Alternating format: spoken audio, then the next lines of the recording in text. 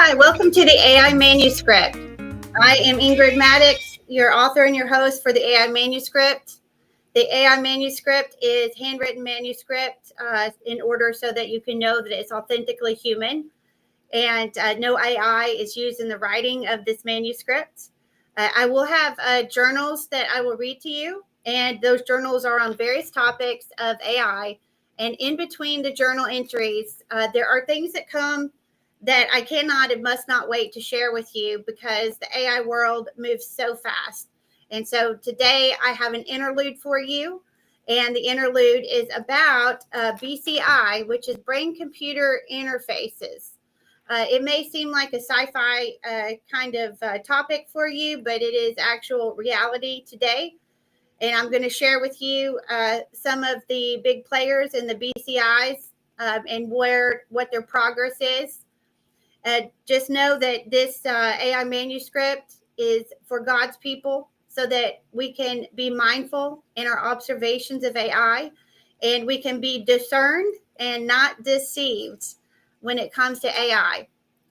Okay, so I hope you get something from this. My goal is that it truly is a helpful resource for you and helps you to have some understanding and some knowledge and maybe some a little bit more of a piece with understanding what's happening in this hyper technological, extremely accelerated AI world. Okay, so let's get to what we normally do. Let's get to our squirrel topic. This is a pretty heavy squirrel topic, but I think you need to kind of know some of the people that are out there. So we'll go ahead and head over there.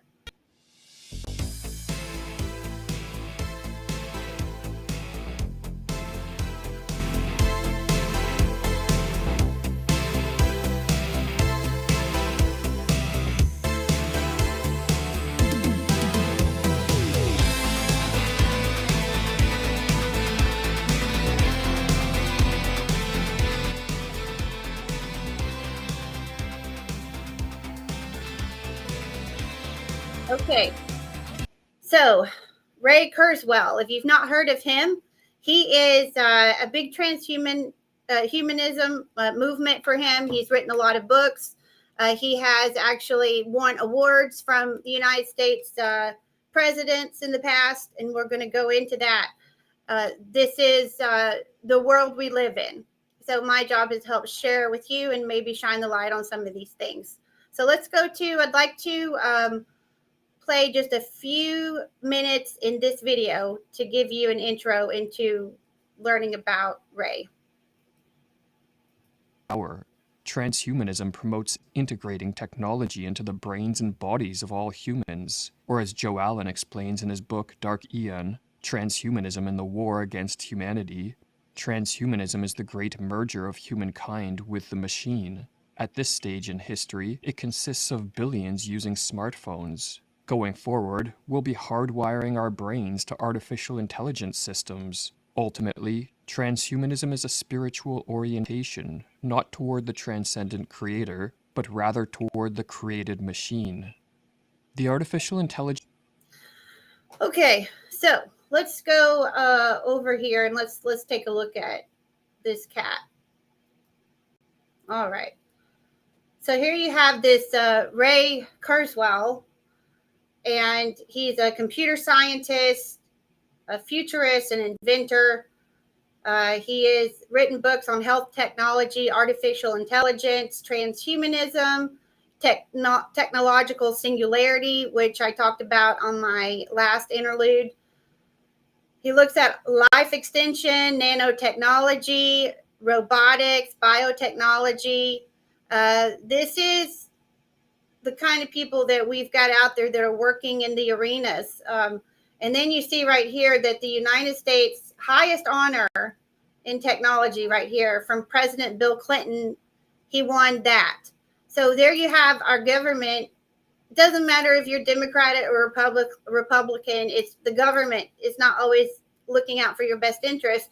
So here you have a United States government, President Bill Clinton in the White House giving him the National Medal of Technology and Innovation, which is the highest honor in technology. Right. So let's look at this other. Let's look a little bit some other things about him right here. Let's scroll down to where he's got his books. Okay, so here's the books that he's written. The Age of Spiritual Machines. All right, so what does this mean, the Age of Spiritual Machines? Let's go over to there. Let's share this tab instead. Here you go. So, all right, the Age of Spiritual Machines, when computers exceed human intelligence. And I'm not sure, guys, I really am not sure why this would be. If you didn't see that, the text there, it says a nonfiction book. Nonfiction. Okay, I'm not sure why this would be considered nonfiction, because that would mean that it's something that's real. So anyway, so we'll go down here. He says nanotechnology will augment our bodies and cure cancer, even as humans could connect to computers via direct neural interfaces, or they can live in a full-time virtual reality. So let's just go ahead and disconnect just a little bit more from our life. We're already so cognitive disconnect from being on the phones and the computers and the simulation of everything that seems to be real, that looks like real, that generative AI is made. But here he's talking about, okay, let's even make it these brain interfaces where when you're in virtual reality, it's going to be real to you, and you're going to want that. I want that virtual reality is what someone's going to say, because it's better than reality. So then you get a real cognitive disassociation from our true reality. So let's go to one more thing I want to share with you about him. All right. So here we have this, and for somehow I ended up on a video watching him for an hour today, and didn't know, wasn't really something that I was looking for him to be a part of my broadcast today. But I ended up watching a video of him for an hour today, and looking at what the heck is going on with this altering of DNA of humanity. So he just happened coincidentally to be the person that I was watching, but it's about actual reprogramming our DNA, having it where there's a possibility that it can manipulate the DNA, and the limitations that we have as biological human beings can be eradicated. When you start messing with what God has given to us as a miracle, then I can only see some of the dangers that are going to happen. So there you have this squirrel topic of the day. It's very alarming that there's even, these even thoughts that are out there. So we'll go ahead and let you keep thinking about that. It is definitely something that is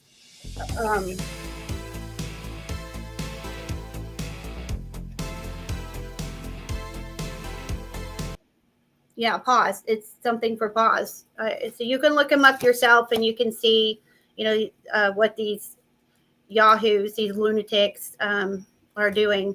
Okay.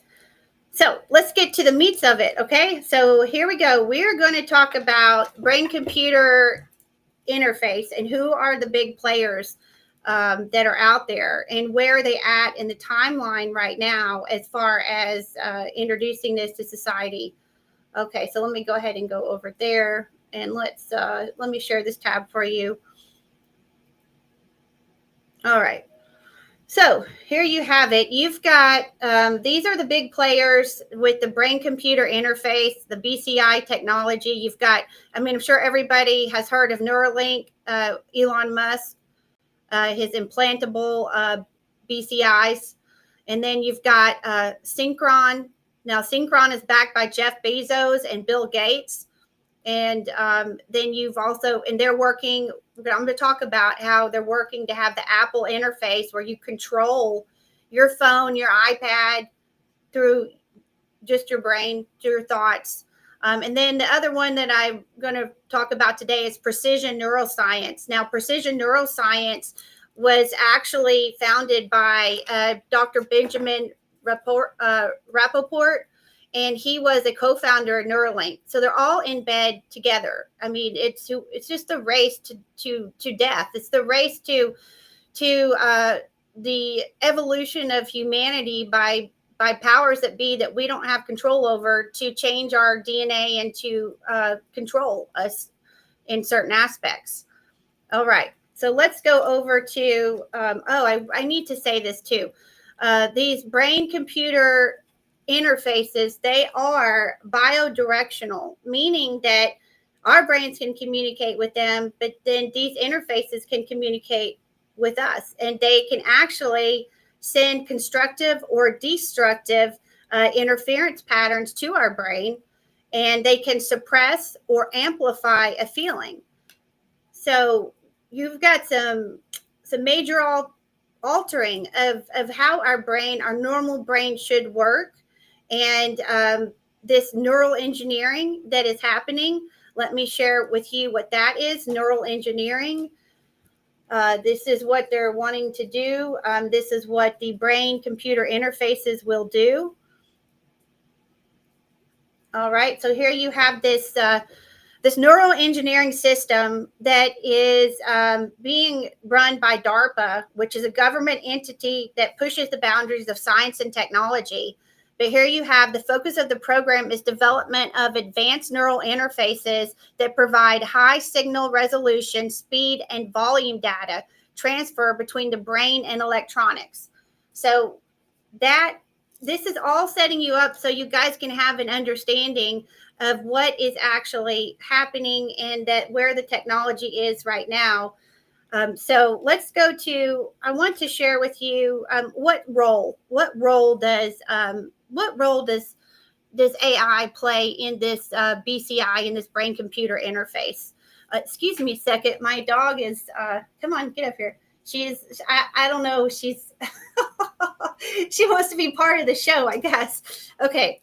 So her and the lava lamp that's behind me, you definitely know this is not AI generated. I didn't know if you guys know this or not, but Cloudflare, which does a lot of hosting, for their security levels, they have walls of lava lamps because no AI can reproduce the random pattern of a lava lamp. So if you ever see me out there one day doing a broadcast at a desk and I don't have my lava lamp, you know it's not me. This is 100% authentic human. Okay, so let's go back to let's talk about what role that AI actually plays in the BCI. So let's go to the screen here. Let's see, Gracie, please. Oh, you're going to Gracie. Okay, so let's go. Let me share the screen with you. All right. Nope, Gracie, let's see. All righty.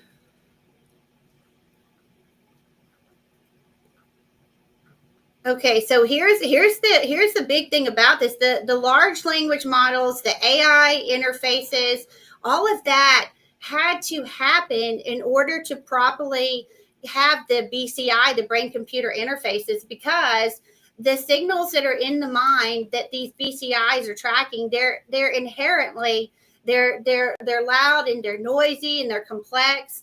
And so they have to use AI in order, some algorithms with AI, in order to filter and extract meaningful features from the data that they're getting back from this BCI. And it can identify patterns in the brain activity so that it can understand what the thoughts are. And we're going to get into that, like the side note that they're saying with these brain computer interfaces. The side note that they're saying is that, you know, you can control your phone and your laptop, your iPad and things like that. All right. So let's go ahead and let's go back over here. Okay, so now we've shared that. Now, before I play these videos that are going to be showing you Neuralink, they're going to show you precision and synchron. They're going to show that. I want to talk to you a little bit about what their narrative is, which was very interesting because I didn't know what their narrative was. I didn't know like how they're selling this BCI. So what they're selling it as it's going to help people who have neurological problems, people who have ALS or people who have paralyzation in areas of their body. They're selling it as it's going to be a way for them to be able to interact in life and have more meaningful social interactions. I don't have a problem with that premise at all. However, I do have concerns when I look at the people that are behind these BCI companies. I have concerns with that because I don't trust based on their past behavior, their past words. So we're going to get into that. But I want to share this with you right here. This is what's interesting. If you do the math on this, so this is, if you want, when I show you this, and if you do your research yourself, you go to the websites, they're marketing it, these BCIs, as ALS because it's going to help with ALS, which is something that affects the nervous system and the spinal cord, so they can't control their muscles. But when you actually look at, okay, so they're bringing it forward for that. So approximately 30,000 people have ALS in the United States. So 30,000 people have ALS in the United States. So follow this to the next thing here, which is there's 340 million people in the United States. And ALS, 30,000 people approximately is what Google is saying. So what is that percentage? What is the percentage of people that they're saying this is for this? Well, it's 0.01% of the population. So 0.01% is how many people in the United States have the ALS, which is their main premise. That's their main premise that they're bringing out. This is why we're bringing this. So I have a little bit of skepticism to that. I don't mind. I would love it. I think it's great for people who have neurological things, but it would help them. But we have to use our mind. We have to think about things critically, process the information, use your intuition, use your discernment. So some of that doesn't make sense to me. And you're also going to see that there's a whisper of, like, the main leading thing is it helps with the ALS, but then you're going to see that, oh, you could control your phone, or you can control your iPad. So let's go ahead and let me share. Let's get to the showing you the technology websites. All right. So here, let me get back up to the top of this one. This one right here is Neuralink, which is Elon Musk, his Neuralink. And then you have the implant there, fully implantable, designed to let you control a computer or mobile device anywhere you are. They've got a battery in there that's remote control, that's charged by Bluetooth. Okay, so here you see that, and it's got a surgical robot that's going to put it into your skull. So there you have it. So let's go over. I want to show you something over here. The clinical trials. The clinical trials. I've got to show you this. This is their video from Neuralink, and you can see right here. That's their thumbnail on there. Is, oh, look, you can answer your phone. Just don't even have to use your arms. Like that's alarming. We're not going to move. Our brain's just going to be generating. Something's not right with this. Something's not right. So let's watch this. Let's watch this video here. So I'm going to go skip to this other screen here. Hello. We're thrilled to introduce Neuralink's PRIME study, the first clinical trial of a groundbreaking experimental device that could help transform the lives of people with paralysis. Imagine the joy of connecting with your loved ones, browsing the web, or even playing games using only your thoughts. This is made possible by placing a small, cosmetically invisible implant in a part of your brain that plans movements. The device is designed to interpret your neural activity so you can operate a computer or a smartphone by simply thinking about moving. No wires or physical movement are required. By participating in the PRIME study, you'd be helping to redefine the boundaries of human capability. If you've been living with quadriplegia. Okay, so that's the video there of the Neuralink. And we're going to go to the next one, which is this one is Precision. Precision is co-founded by the same person that co-founded Neuralink. So connecting human and artificial intelligence. You can see that. So connecting human and artificial intelligence. So let's go. Our mission is to deliver life-changing brain-computer interface technology to millions of people. You can see what that looks like there. Tracking your thoughts.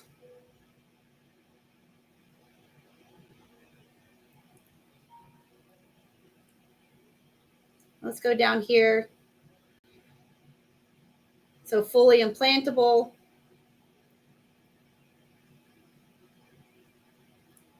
Now let's listen to a little bit of this lady here.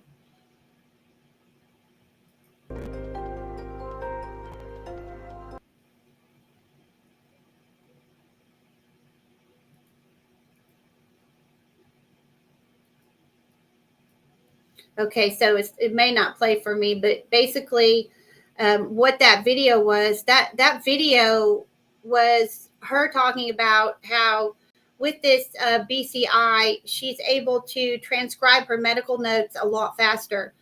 She's able to do her emails faster. And we've talked about the rate of speed that is meant for a human being as you get these BCI interfaces. Some of the people who are in these trials that are using it to do more things faster, do more emails faster. So you've got to produce more. You've got to produce more.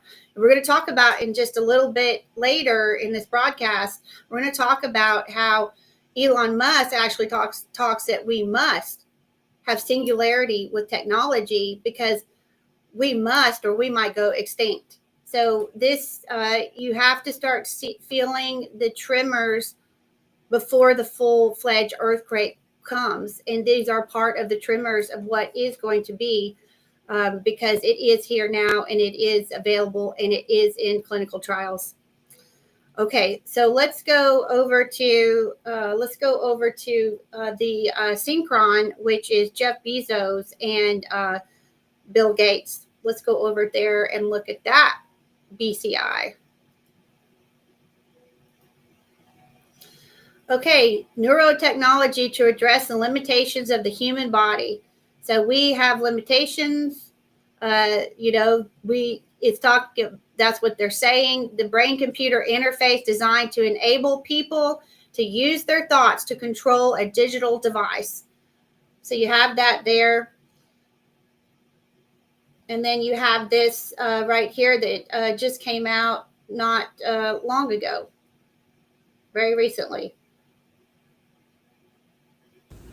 Hi, my name is Mark Jackson. I have been diagnosed with ALS. I received the Synchron Stentrode BCI implant in August of 2023. Whatever time I have left, I wanted to be able to use it to help further technology, to help further understanding. Yeah, it's been pretty phenomenal.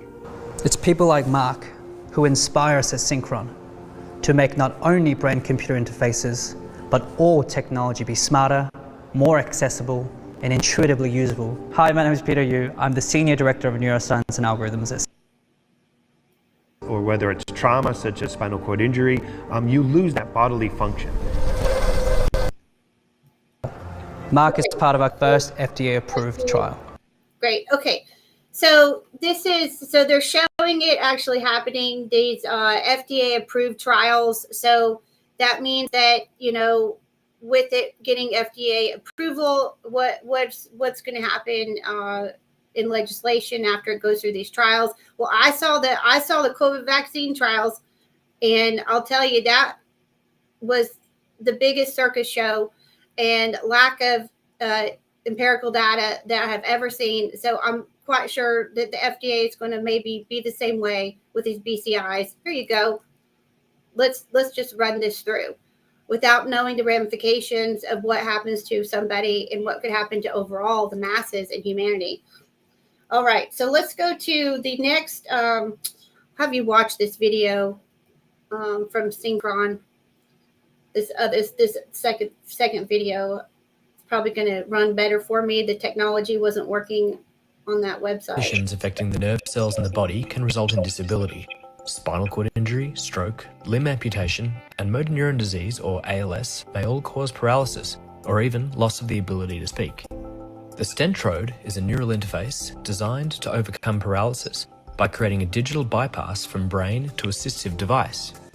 An investigational device, the Stentrode is inserted via a catheter into the jugular vein and manoeuvred into the brain without the need for open brain surgery. The sensors are built onto a self-expanding stent that engages into the wall of the vein and which is designed to maintain blood flow. Over time, cells may gradually grow over the sensors and incorporate them into the tissue.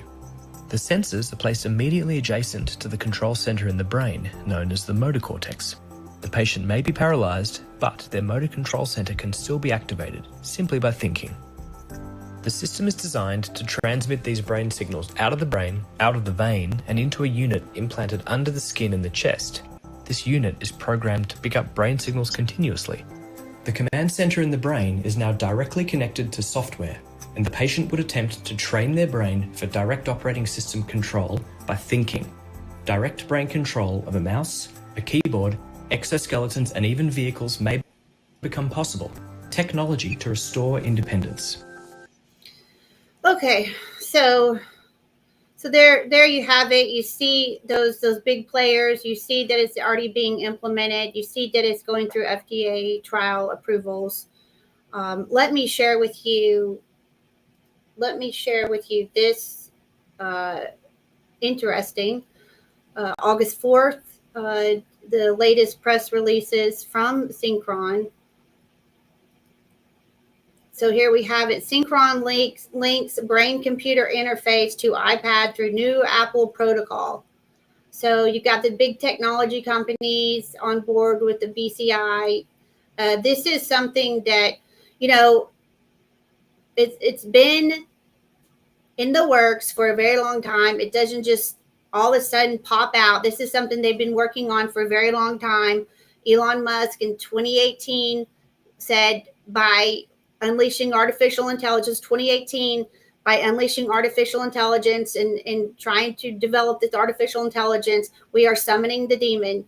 And here you have it, almost just a little bit under 10 years later, all the players are out there and they're doing their puzzle piece part. So you've got this, here you have the Synchron links brain-computer interface to iPad through new Apple protocol. All right. So let's go to this video. I'm going to show you a video. Well, before I show you a video, I want to share with you this. What does Elon Musk say about AI and BCI, artificial intelligence integrated with brain-computer interface? So he says that there is an existential threat and need for regulation. Existential. I got it. Existential threat and the need for regulation. Musk has repeatedly warned about the potential adverse risk of advanced AI, even referring to it as an existential risk to humanity. He argues that by the time the regulations are put in place, it might be too late, advocating for proactive governmental oversight. So that's what I say when we have to look at the players behind it and what are they saying, the ones that are actually developing it, and then make your own good discerned observation on where you stand with it. This next one, this is has been said by him on multiple occasions. The biological bootloader and superintelligence. Musk has said that the possibility that humans might be a biological bootloader for the eventual rise of digital superintelligence, suggesting a potential future where AI surpasses human intelligence and our role becomes temporary. So, this is what I am trying to share with you, is to be aware, to be alert, to see what they're saying, to see what's happening in our world with AI. You can see this is not something that I'm just making up. It's right there. They say it themselves. So you have to think about that. The inventor that and the people that are working on the AI, you really have to be pause and reflect. That, I guess that's what I'm trying to say, is to pause and reflect. So this is for you guys. It's when I was doing this, I'll have to say this was probably one of the heaviest interludes that I prepared for, because as I started researching and started seeing how far along it is and where we're at with it and what the inventors are actually saying and what they're doing and what they're trying to do and how they're veiling it to say, oh, this is for someone who really needs to be able to have their motor movement. But yet those higher up, those powers that be, I have not seen them cater to a 0.01% population. If they were, looking at overall humanity, to think about that, there's got to be another agenda. Okay, so let's go to, I want to share with you this interview with Bill Gates, just so you can hear his words. All right, so we're going to go to, let's see if I can find the, there it is. Okay, perfect. I found it. Okay, so 6:45. Here we go. Everyone's talking about AI, and that's the big topic. Everyone's like, how's it going to take over, and all this stuff, and it's bad or it's good, or we don't know. What are the pros and cons for, in layman's terms, for someone like me? Yeah, so the era we've come to is sort of the vision that computing was expensive and it basically became free. The era that we're just starting is that intelligence is rare, a great doctor, a great teacher. And with AI, over the next decade, that will become free, commonplace, great medical advice, great tutoring. And it's kind of profound because it solves all these specific problems, like we don't have enough doctors or, mental health professionals. But it brings with it kind of so much change. What will jobs be like? Should we, just work like 2 or 3 days a week? So I love the way it'll drive innovation forward, but I think, it's a little bit unknown. Yeah. Will we be able to shape it?